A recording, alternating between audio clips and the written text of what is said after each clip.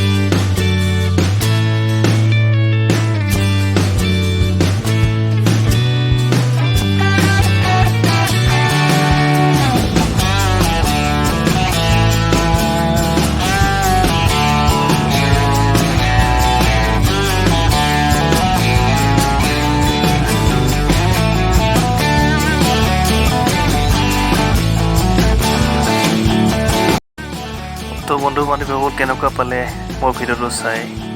যদি ভাল লাগিছে প্লিজ লাইক কমেণ্ট শ্বেয়াৰ এটা কৰি দিব। ধন্যবাদ। Thank you for watching video.